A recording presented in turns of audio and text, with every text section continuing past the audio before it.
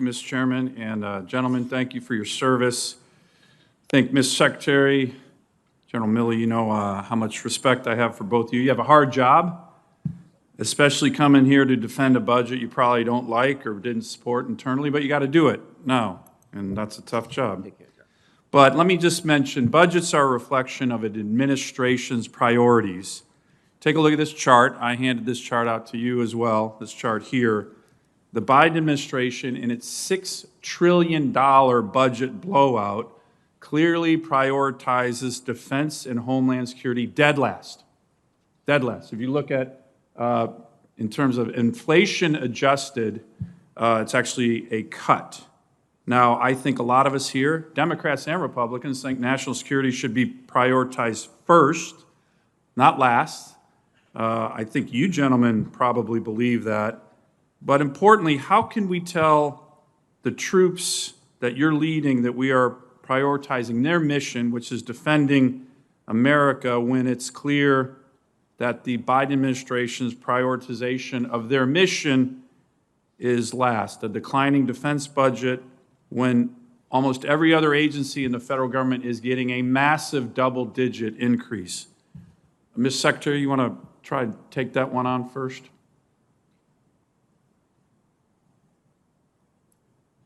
Thanks, Senator. What I will tell our troops and what I have told them and will continue to tell them is that I truly believe that the President's budget gives us the flexibility to go after the right mix of capabilities to defend the nation and to deter aggression.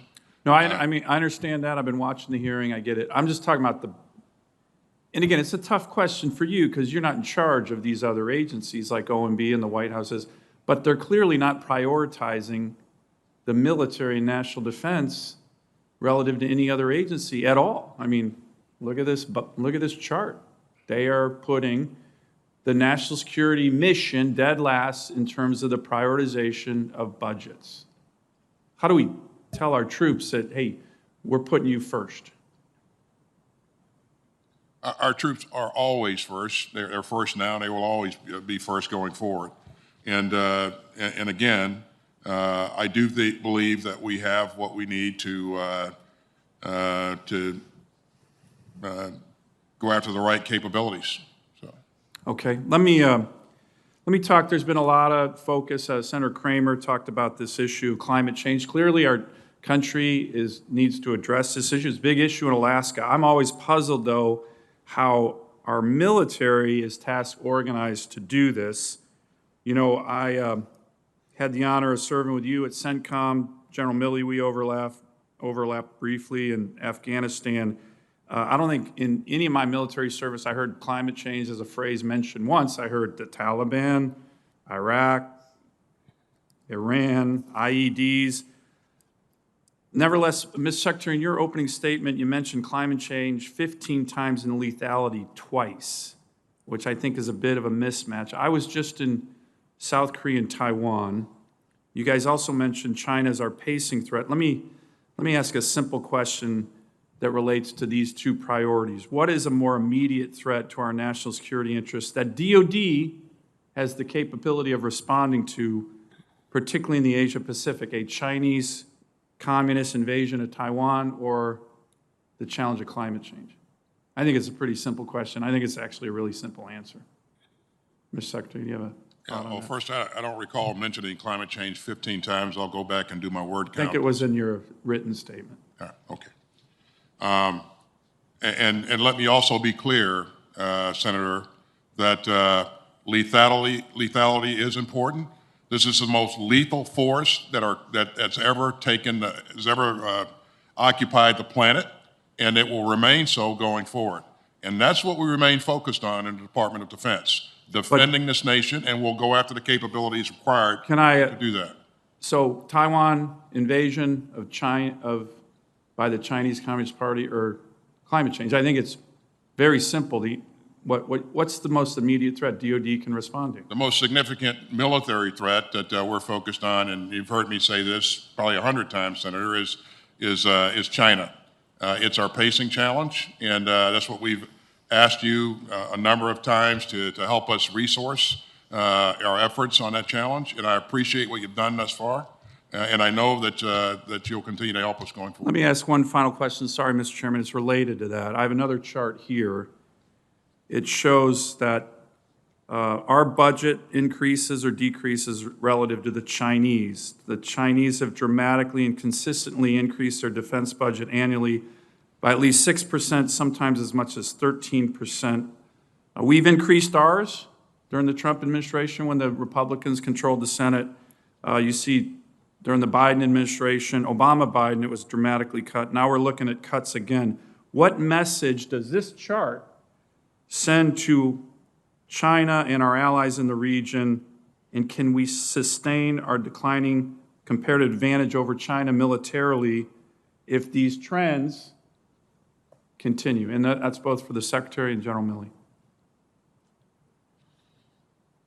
Well, the message that I'm concerned about is the message that we send to the world, and that is that we're going to continue to go after the capabilities and develop the operational concepts to be able to deter anyone who would venture to take on the United States of America. So we will have the capabilities necessary to defend this nation. General.